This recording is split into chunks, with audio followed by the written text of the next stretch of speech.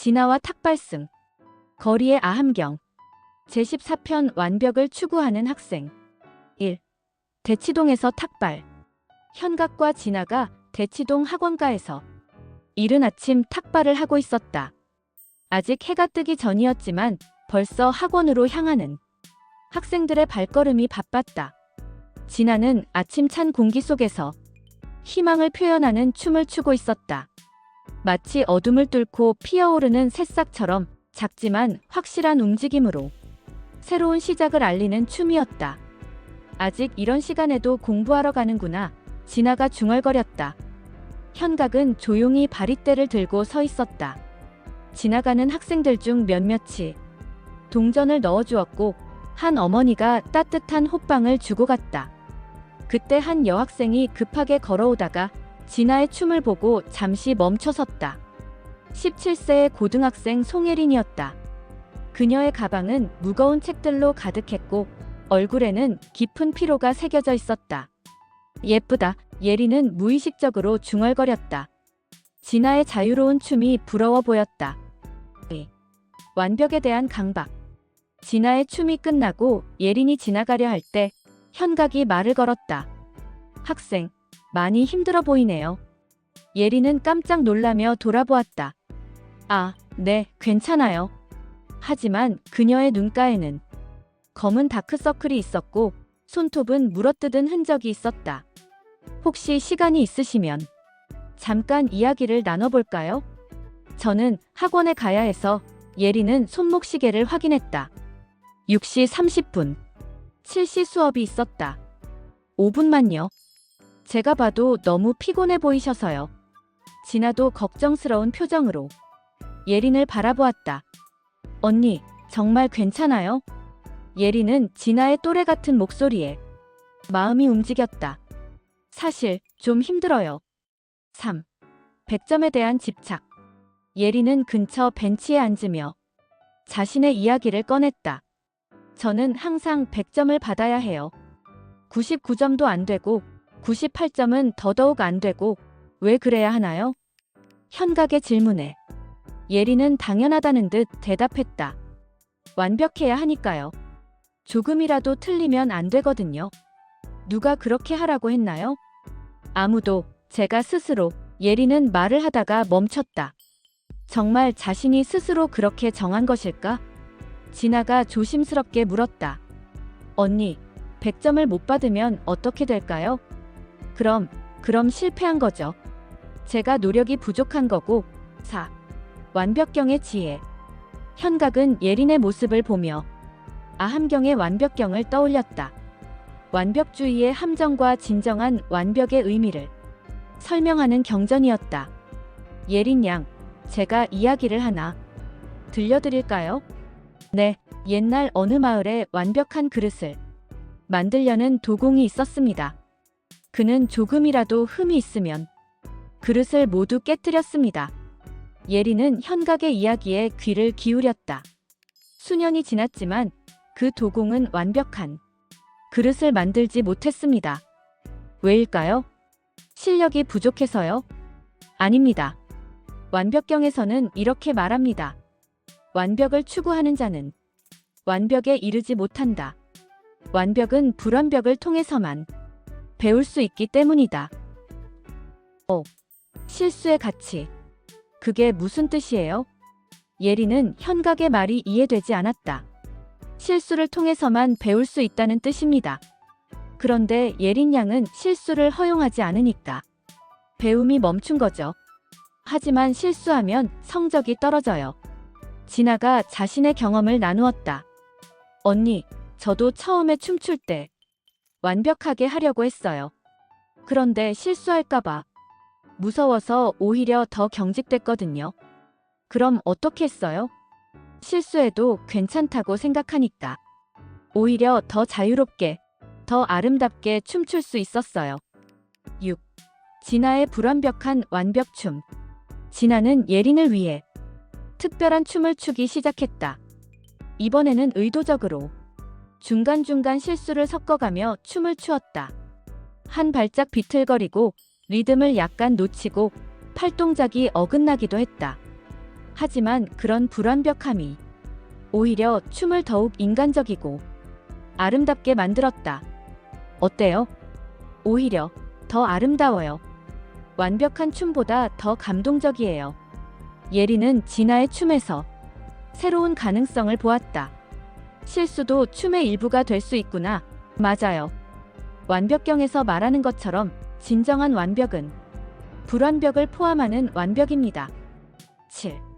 탁발의 불완벽함. 현각이 자신의 바리떼를 예린에게 보여주었다.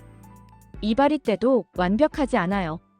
여기저기 흠집도 있고 색도 바랬죠. 네, 조금 낡아 보여요. 하지만 이 불완벽함이 오히려 더 많은 이야기를 담고 있어요. 많은 사람들을 만나고 많은 경험을 쌓은 흔적이죠. 예린은 바리떼를 자세히 보았다. 정말로 하나하나의 흠집에 이야기가 있어 보였다. 공부도 마찬가지예요. 틀린 문제들이 여러분에게 이야기를 해주는 거예요. 여기를 더 공부해야 한다고요. 그런 식으로 생각해 본 적이 없어요. 8. 첫 번째 실험. 한번 실험해 보실래요? 어떤 실험이요? 오늘 하루만 완벽하지 않아도 괜찮다고 생각해 보세요. 예린은 두려워했다. 그럼 시험을 망칠 수도 있어요. 망칠 수도 있죠. 하지만 그 망침에서 무엇을 배울 수 있는지 관찰해 보세요. 진아가 격려했다. 언니, 저도 같이 응원할게요. 실수해도 괜찮다는 걸 보여드릴게요. 9. 학원에서의 변화. 그날 학원에서 예린은 처음으로 다르게 행동해 보았다. 모르는 문제가 나왔을 때 완벽한 답을 찾으려고 오랫동안 고민하지 않고 일단 틀려도 좋으니 답을 써보았다. 생각보다 괜찮네. 틀린 문제들을 보면서 예린은 새로운 발견을 했다. 자신이 어떤 부분을 모르는지 명확해졌다. 아, 이 개념을 제대로 이해 못했구나. 선생님에게도 처음으로 질문을 했다. 선생님, 이 문제 틀렸는데 어디서 실수한 건지 모르겠어요. 아, 좋은 질문이네. 이런 실수를 하는 학생들이 많아요. 10. 친구들과의 관계. 예린의 변화는 친구들과의 관계에도 영향을 주었다.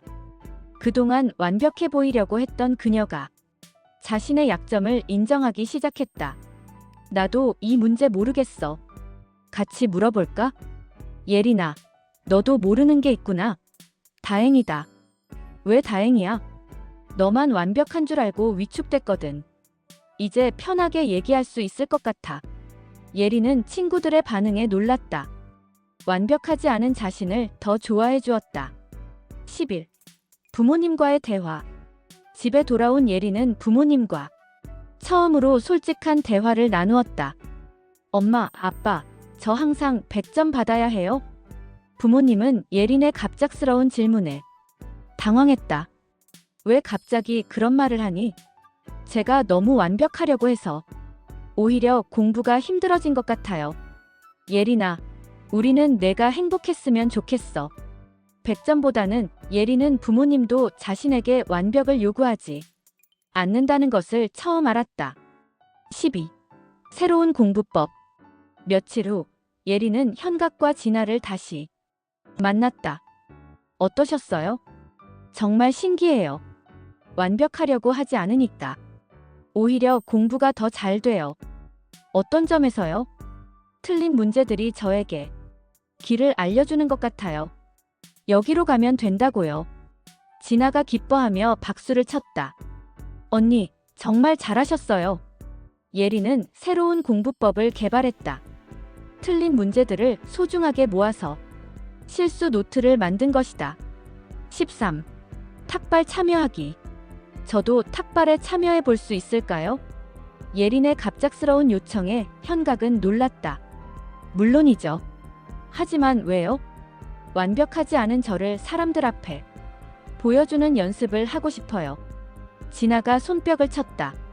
와, 정말 용감해요. 예린은 현각과 함께 바리떼를 들고 서는 것부터 시작했다. 처음에는 떨렸지만 점차 편안해졌다. 사람들이 저를 판단하지 않아요. 왜 그럴까요? 제가 완벽하지 않아도 괜찮다고 생각하니까 다른 사람들도 그냥 받아들여주는 것 같아요. 14. 진아의 공부춤. 예린이 탁발에 참여한 날, 진아는 특별한 춤을 추었다. 그것은 공부하는 과정을 춤으로 표현한 것이었다. 때로는 넘어지고, 때로는 헤매지만 계속해서 일어나고 앞으로 나아가는 모습을 아름답게 표현했다. 이 춤이 제 공부하는 모습 같아요. 어떤 면에서요? 완벽하지 않지만 계속 나아가는 모습이요. 그리고 그게 오히려 더 아름다워요. 예린은 진아의 춤에서 자신의 새로운 공부 철학을 확인했다. 15. 시험에서의 적용. 다음 주 모의고사에서 예린은 새로운 마음가짐으로 시험을 봤다. 모르는 문제가 나와도 당황하지 않고 일단 최선을 다해 답을 써보았다. 결과가 어떻게 나왔어요? 점수는 전보다 조금 낮았어요. 하지만 훨씬 편안했어요.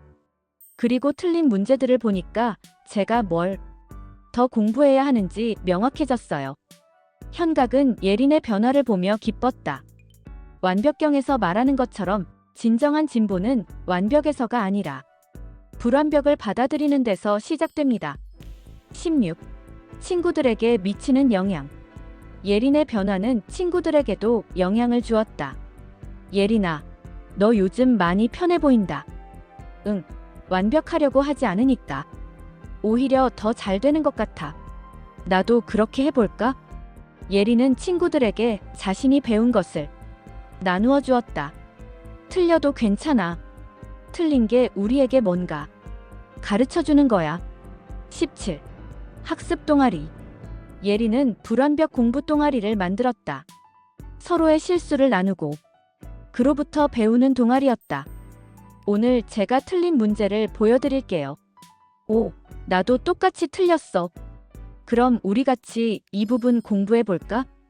동아리 활동을 통해 학생들은 실수가 부끄러운 것이 아니라 성장의 기회라는 것을 배웠다. 18. 부모 교육. 예린은 부모님께도 완벽경의 가르침을 전했다. 엄마, 아빠, 제가 100점 못 받아도 괜찮아요. 왜? 100점이 목표가 아니라 배움이 목표거든요. 틀린 문제에서 더 많이 배울 수 있어요. 부모님들도 점차 예린의 철학을 이해하기 시작했다. 그러고 보니 내가 요즘 더 즐겁게 공부하는 것 같다. 19. 1년 후의 성과. 1년 후 예린의 성적은 오히려 더 좋아졌다. 완벽을 추구하지 않으니까 부담이 줄어들고 실수를 통해 효율적으로 공부할 수 있었기 때문이다. 스님, 진아 언니, 정말 감사해요. 예린 양이 용기를 내신 겁니다. 완벽경 덕분에 진짜 공부가 뭔지 알게 됐어요. 진아도 예린의 성장에 감동했다. 언니, 정말 많이 변하셨어요. 이제는 완전히 자유로워 보여요. 20. 마지막 탁발과 성장의 춤. 현각과 진아가 떠나는 날, 예린과 그녀의 동아리 친구들이 함께 탁발에 참여했다. 진아는 예린과 모든 학생들을 위해 마지막 춤을 추었다. 그것은 불완벽한 완벽을 표현하는 춤이었다. 때로는 비틀거리고 때로는 균형을 잃지만 그 모든 것이 춤의 일부가 되어 더욱 아름다운 전체를 만들어내는 춤이었다. 이 춤처럼 우리의 공부도 우리의 인생도 완벽하지 않아도 괜찮아요. 예린이 친구들에게 말했다. 네, 불완벽해도 아름다울 수 있어요. 현각은 학생들의 모습을 보며 감동했다. 완벽경에서 말하는 것처럼 진정한 완벽은 불완벽을 포용하는 것입니다. 모든 학생들이 박수를 치며 현각과 진아를 배웅했다. 예린은 바리대에 정성스럽게 쓴 편지를 넣으며 말했다. 저희가 배운 걸 다른 후배들에게도 전하겠어요. 완벽하지 않아도 괜찮다는 걸요. 떠나는 길에서 현각은 생각했다. 완벽주의는 성장을 막지만 불완벽을 받아들이는 마음은 무한한 가능성을 연다. 예린의 변화가 그것을 증명했다. 완벽을 추구하는 자는 완벽에 이르지 못한다. 진정한 완벽은 불완벽을 통해서만 배울 수 있고 불완벽을 포용할 때만 도달할 수 있다. 송예린의 각성은 완벽경의 이 가르침이 현대 교육 현실에서도 여전히 유효함을 보여주었다.